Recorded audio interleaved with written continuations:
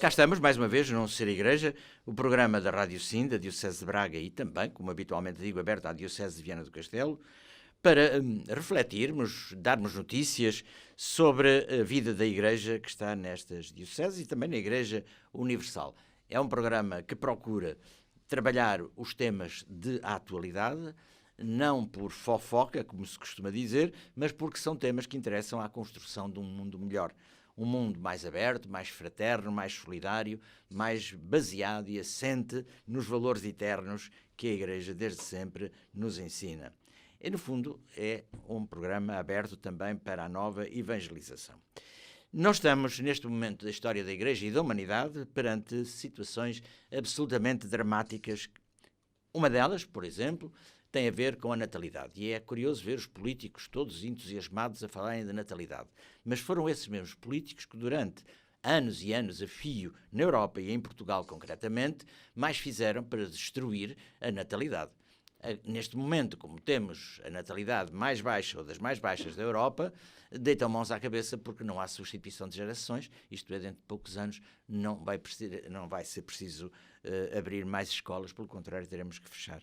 Além disso, outro problema grave e que tem a ver a montante, é a dissolução dos laços, dos vínculos conjugais. Os dados estatísticos apontam que em cada 10 casamentos, 7 terminam em divórcio, com o que isso significa de desestruturação da própria realidade familiar e da realidade educativa das crianças e dos jovens. A família está, neste momento, no centro das atenções das pessoas preocupadas. E a Igreja está preocupada com a família. A Igreja, pela decisão sábia do Papa Francisco, convocou o ano passado um sínodo, uma preparação para o grande sínodo dos bispos que vai ocorrer este ano em outubro, relativamente precisamente às questões da família. E para sentir o que se passa de facto na família, foi feito talvez um dos grandes, maiores inquéritos à família de todo o mundo, em que todos aqueles que quiseram pronunciar-se, se puderam pronunciar e recolheram-se as informações mais díspares sobre as quais a Santa Sé está a refletir para depois apoiar os bispos e finalmente o Papa no documento que provavelmente sairá, um documento pós-sinodal relativamente à família. A Diocese de Braga também está entusiasmada com as questões da família. Temos um departamento da Pastoral da Família que está a trabalhar e que está decidida a ir em frente. Já foi objeto de um Ser Igreja recentemente, mas há outras iniciativas que têm a ver com a família e que articulam com a Pastoral da Família. O ano passado, um grupo organizou uma peregrinação a São Bento da Porta Aberta, uma peregrinação a pé, que não teve o êxito esperado, por muitas razões e provavelmente por falta de uma boa comunicação na sua divulgação. Mas fez-se. E cumpriram-se os objetivos. Este ano o mesmo grupo, que é o Fórum Família, a Associação Famílias e o Instituto Internacional Familiares Consórcio, que se junta ao Departamento da Pastoral da Família de Braga, congregaram-se novamente para repetir a experiência numa modalidade diferente. Um dos mentores desta iniciativa é Artur Mesquita Guimarães, nosso querido amigo de Famalicão, pai de uma família numerosa, que se ocupa e preocupa com os filhos que tem, e muito bem, como todos nós. Ele tem, acho que é quase o dobro dos meus filhos, eu tenho 4, ele tem 6. Está aqui hoje para nos ajudar a refletir um bocadinho sobre o que é que vai acontecer e quando, relativamente a esta temática da família. Muito obrigado por ter vindo.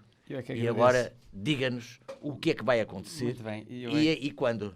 Muito bem, eu é que agradeço a oportunidade que é dada em estar aqui para falar um bocadinho sobre este programa, sobre o programa que temos para este ano, no que diz respeito à nossa peregrinação a São Bento em relação às questões da família.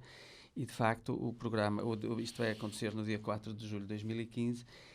Sábado. Que é um sábado, e o programa é composto por duas partes distintas. Uma parte pressupõe um espaço de oração, que será durante a manhã, pressupõe a recepção das pessoas, a chegada das pessoas ao local, uma via sacra e missa no santuário pelas intenções das famílias. Esta parte aberta, digamos, digamos, é como que uma ação de cartaz, é aberta a todos quantos quiserem participar. Depois, na segunda parte, que será da parte da tarde, vamos fazer uma reflexão sobre família. Espera, deixe-me dizer agora uma coisa que é importante, é que as pessoas vão almoçar. E a Basílica, o espaço da Basílica tem 2 espaços importantes. Tem o restaurante do hotel e tem o restaurante self-service, em que o preço é quase simbólico, de 5,5 € por pessoa, com uma refeição completa. Portanto, quem quiser pode almoçar. Ou levar o farnel, evidentemente. Exatamente. Mas que as pessoas almoçam. Com certeza, com certeza. Aliás, o espaço presta-se exatamente por isso. Para já, porque estamos no Santuário de São Bento e sobre este ano é um ano jubilar. É um ano jubilar. Há a indulgência plenária. Exatamente. E, por outro lado, as infraestruturas que o próprio local tem. E há aqui uma outra característica deste processo, que é, quer dizer, nós vamos caminhar para lá, quer dizer, vamos fugir todos do sítio onde habitualmente vivemos, onde temos a nossa família, para de uma forma mais descontraída podermos fazer uma reflexão menos comprometida com aquilo que é o nosso dia-a-dia. Portanto, o objetivo foi fugir, ao desencadear esta ação, é de facto fugir dos grandes centros, que é o sítio onde nós vivemos todos os dias, para de uma forma mais descontraída podermos, de facto, pensar a família. E pensar a família, de facto, é verdade que até os governos e todo um conjunto de instituições neste momento estão preocupadas com a família, isso é notório, não é? Da direita à esquerda e da esquerda à direita, mas a verdade é que parece-nos que há aqui uma reflexão de fundo que falta fazer sobre esta questão, não é? E portanto, a segunda parte do nosso programa, da parte da tarde, é exatamente isso, é pegar na família, mas pegar na família pela raiz. Sendo assim, temos uma primeira reflexão que tem por tema a família, conceito filosófico e antropológico, porque nós, quando falamos de família, quando definimos políticas de família, se não vamos à raiz da questão, acabamos por nos perdermos em medidas que muitas das vezes supostamente concretizam política de família, mas se a gente analisar, às tantas até nem contribui nada para a questão da família. Né? Desculpe interrompê-lo, mas eu acho que esta primeira reflexão é fundamental para nós percebermos que, quando falamos de família, estamos a falar de uma realidade concreta, definível, e não de uma abstração que é ajustada à medida de cada um. Exatamente. Não é? Isso é importante. A questão de fundo é essa, não é? Quando falamos de família, do que é que estamos a falar? Porque também não podemos falar de políticas de família sem fazermos esta reflexão, não é? Porque senão vamos falar de quê? Quer dizer, até porque temos contextos muito diversificados, enfim, nas questões que se colocam a cada família, e é natural que assim seja, porque as famílias não são todas iguais, mas há uma raiz que é comum, e essa raiz, temos primeiro que perceber o que é essa raiz comum, porque a partir daí é que depois podemos desencadear todo o resto. E aqui até é onde se gera a grande confusão intencional de baralhar o conceito de família para que tudo aquilo que são comunidades comunidades afetivas possam ser consideradas famílias. Exatamente. Portanto, percebemos exatamente quando falamos de família, do que é que estamos a falar em concreto, não é? Independentemente de questões de convicções específicas ou políticas ou filosóficas. A família é do direito natural. Exatamente. Depois temos uma outra reflexão que será, porque somos Igreja, não é? Uma outra reflexão que será a doutrina social da Igreja e família. Portanto, para nós católicos, impõe-se percebermos o que é que nos diz a doutrina social da Igreja, também quando queremos pensar em família. Depois temos uma outra... Espera, mas é que aqui acho que vale a pena não ir tão depressa. Muito bem, muito bem. Quando falamos em doutrina social da Igreja e a família, este conceito da doutrina social da Igreja implica tudo aquilo que tem a ver com a estruturação da própria sociedade, que vai da ecologia à economia, passa pelas finanças, passa pela cultura, isto é, a Igreja, não tendo um programa político-partidário, tem um conjunto, um corpo doutrinário que pode ajudar a refletir sobre as questões que depois são moldáveis adaptáveis às circunstâncias, a cada sensibilidade, culturas, evidentemente. Mas é muito importante que, de facto, se reflita sobre a doutrina social da Igreja. Ponto final. Claro. A Igreja tem um corpo doutrinário sobre esta matéria, mas também, e especificamente, a família. Corremos o risco de falar só sobre a familiares consórcios, a Evangelium Vitae, mas não. Esses, de facto, são os documentos estruturantes mas desde a Rerum Novarum que a família está presente, direta ou indiretamente, explícita ou implicitamente, na doutrina social da Igreja. Com certeza. O Concílio Vaticano II, inúmeros documentos falam desta realidade. Sim, e está estudado. Aliás, há um instituto, que é o Instituto Familiares Consórcio, peço desculpa.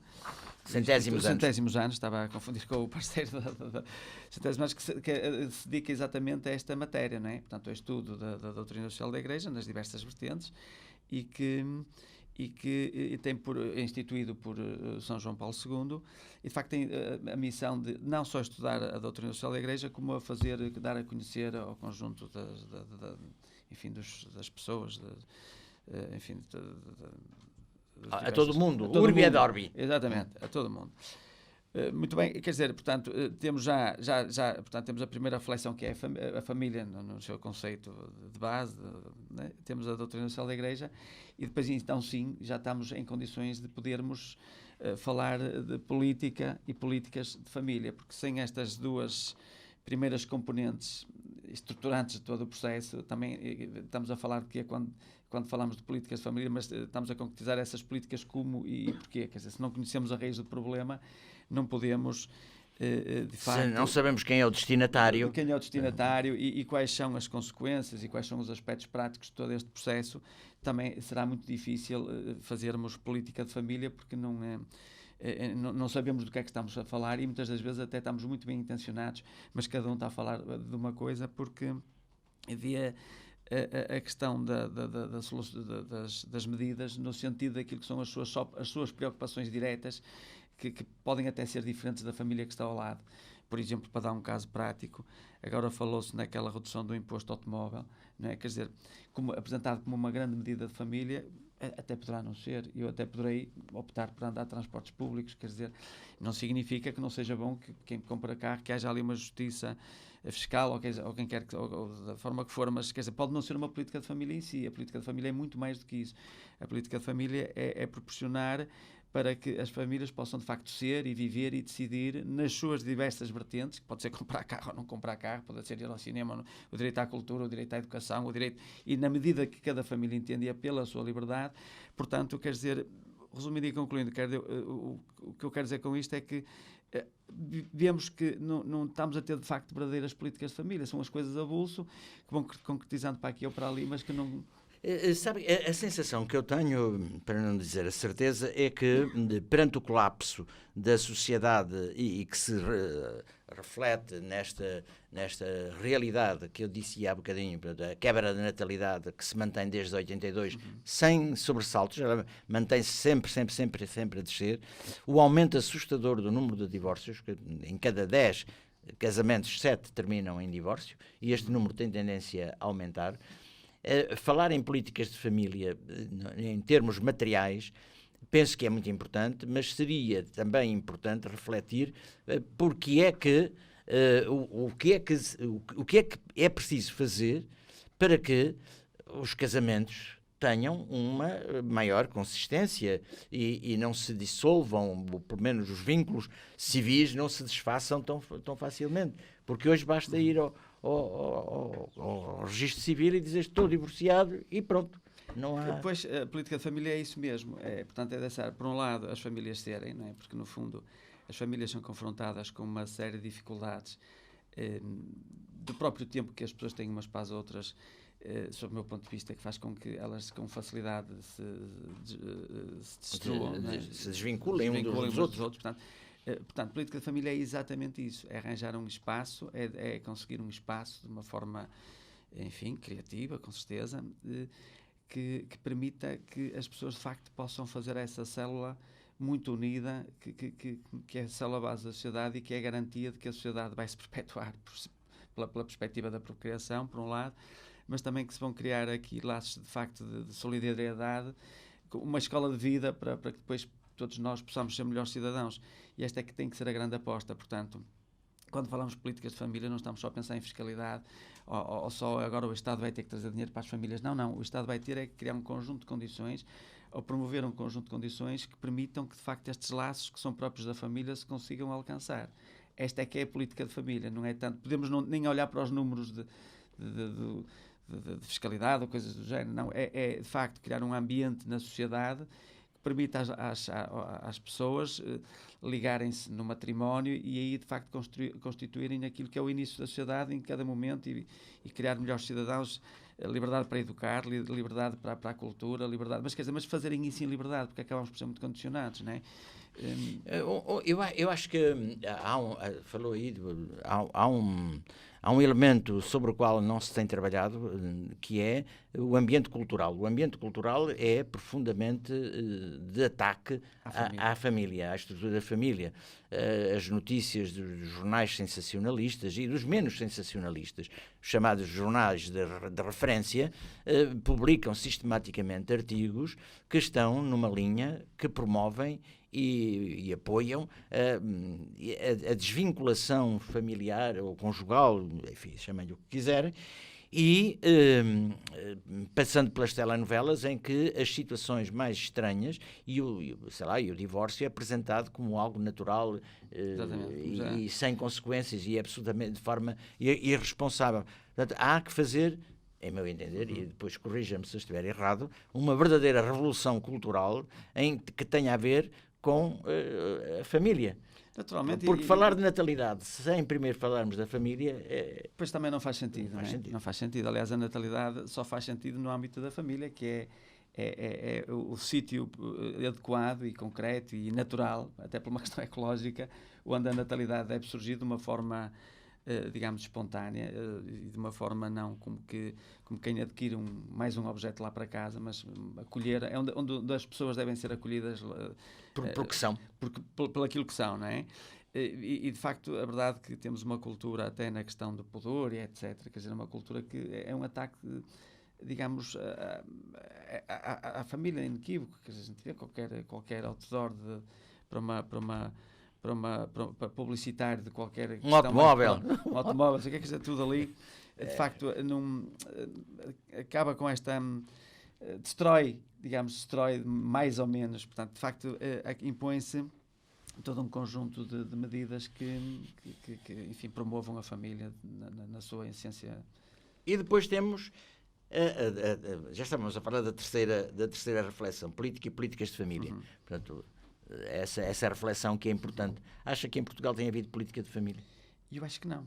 Nos últimos tempos acho que não. Dei há um bocado um exemplo daquele do imposto, que é assim uma das medidas mais recentes em que se bateram algumas palmas, que eu penso que não se concretiza a política de família. Ao nível da educação não se concretiza a política de família. Quando diz ao nível da educação não se concretiza a política de família, a pergunta, a minha, está cheia de veneno. O que é que quer dizer? Quer dizer porque não é dada a oportunidade aos pais de escolherem, digamos, a escola para os filhos. O que é que isso significa em termos práticos? Em termos práticos significa que eu tenho, digamos, eu que tenho 6 filhos, sou muito condicionado. Se não quiser dispor daquilo que seriam as obrigações do Estado, até poderia ter alguma escolha.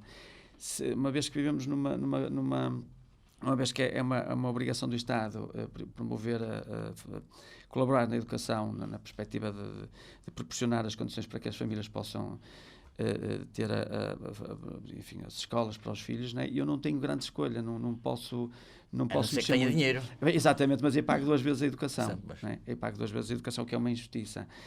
Por um lado isso, por outro lado, temos um conjunto de programas impregnados de conteúdos que muitas das vezes eu vejo, tenho que estar sempre em cima daquilo que se passa na escola, porque senão muitas das vezes sou confrontado com questões que vão contra as minhas convicções e que estão a ser ensinadas na escola.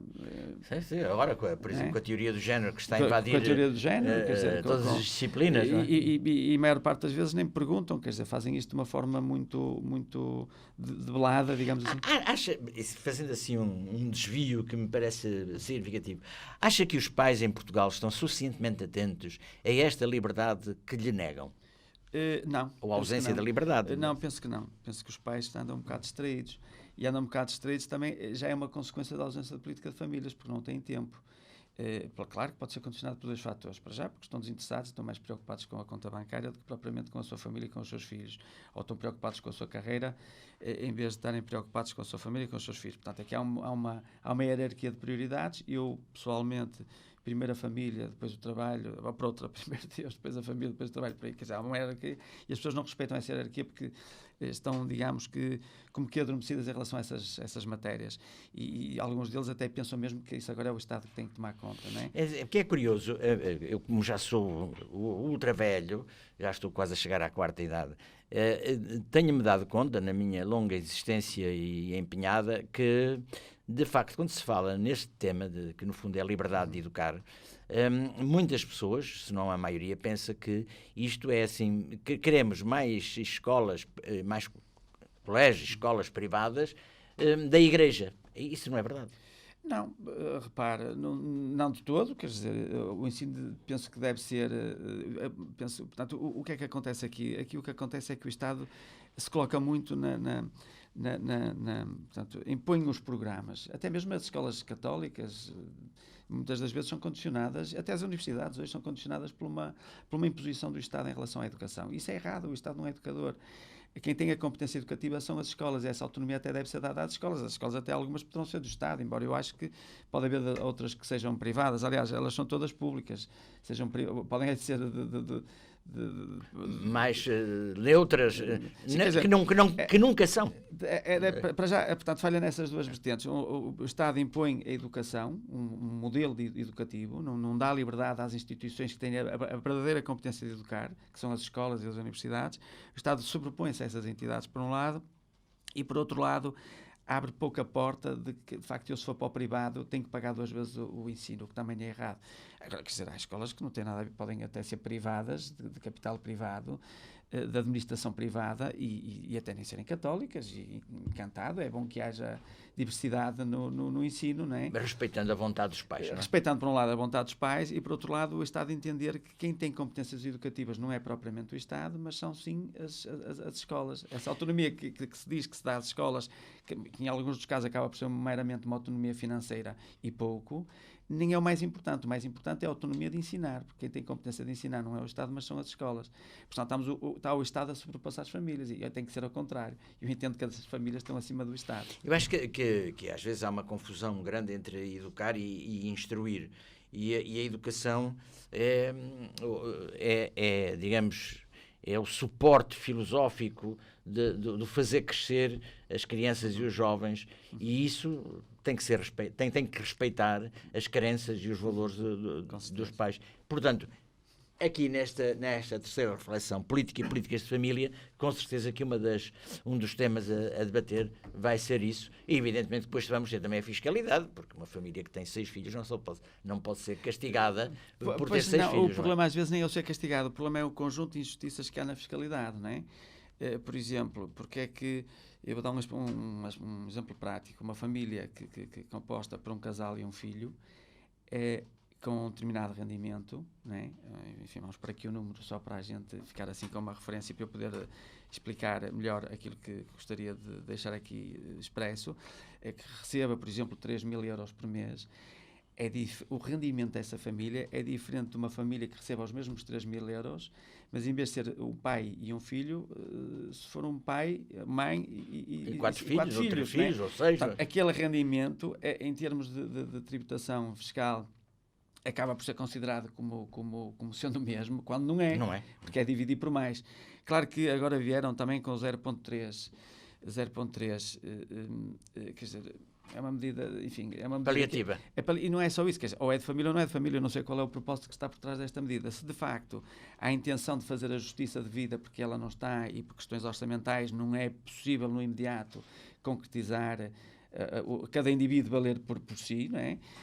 Até assim, senhora, bate palmas à medida. Agora, se foi uma medida, enfim, de faz de conta... Não... Mas não acha que isto centrando-nos ainda no terceiro ponto, política e políticas de família, que as medidas de caráter social e algumas de caráter cultural que se tomam, que possam ter efeito na área da família, não são medidas avulsas? Isto é, hoje um iluminado tem uma ideia, pronto, e vai para a frente se for aprovada. Depois, daqui a 15 dias, há outro que tem outra ideia luminosa, LED, que é para ser mais barato. Não, sim, eu concordo com isso, penso que são de facto medidas avulsas e normalmente são feitas à medida de quem as idealizou, porque não conhecem outras realidades. Agora, o compromisso que o Estado tem que ter com as pessoas tem que ser o seguinte, sob o meu ponto de vista. Nós temos diversas fases da nossa vida, não é? Temos fases em que somos pessoas ativas, contribuímos para o bem de todos, e temos outras fases que não temos essa capacidade. E quais são essas fases? É quando somos muito pequeninos e quando somos já idosos. Portanto, aí já demos o nosso contributo ou estamos a preparar para dar o nosso contributo. Então o Estado tem que assumir aqui a sua responsabilidade, e cada pessoa tem um valor na sua vida. Como o Estado conta com cada um de nós para ser um contribuinte, e só faz sentido porque vivemos numa sociedade organizada e numa perspectiva de subsidiariedade, então também tem que perceber que tem responsabilidades quando nós não temos capacidade de gerar riqueza, e aí é o Estado que tem que entrar com a sua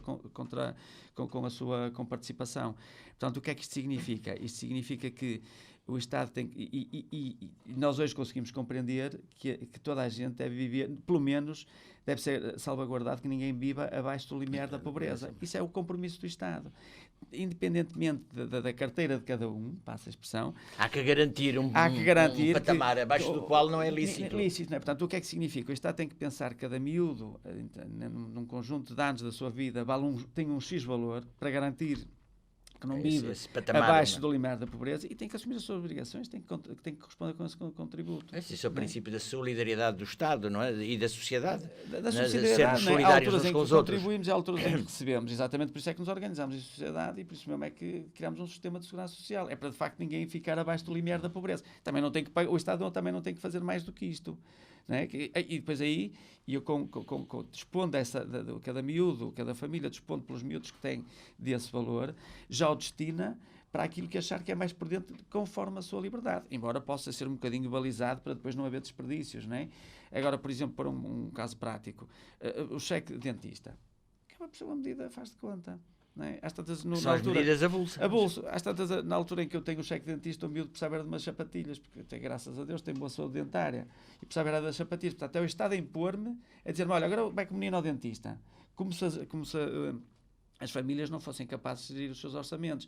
Porque nos é dado ver, as famílias são muito mais capazes de gerir os orçamentos que têm sido os últimos governos no nosso país, que andamos sempre com estes déficits e com estas dívidas tremendas, e as famílias, às vezes com recursos completamente muito limitados, apesar de tudo, vão fazendo frente às questões que se lhes colocam de uma forma até heroica, muitas das vezes. Portanto, voltando à vaca fria, nós temos aqui um dia 4 de julho, com dois momentos, um aberto a todos aqueles que se quiserem associar, que é a Via Sacra, a participação na celebração da missa, e depois de tarde uma parte mais reflexiva. Exatamente. Enquanto que a primeira parte, segundo eu percebi, é aberta, vai quem quer, e é bom que vá muita gente. A segunda parte, até porque é numa sala que tem uma capacidade limitada, pressupõe uma inscrição que é gratuita ou é paga? Não, é uma inscrição que é gratuita. O que é que acontece?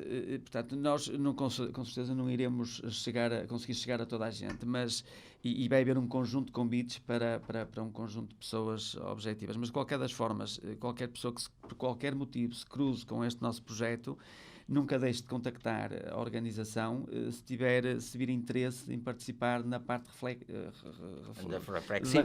Exatamente. Porque, quer dizer, era bom, provavelmente não vamos conseguir chegar a todos, mas era bom que todos aqueles que tivessem interesse nesta matéria se aproximassem, mesmo que não tenham recebido convite, para poderem também participar e tentar arranjar-se forma. Portanto, não é propriamente um clube secreto. Não é fechado.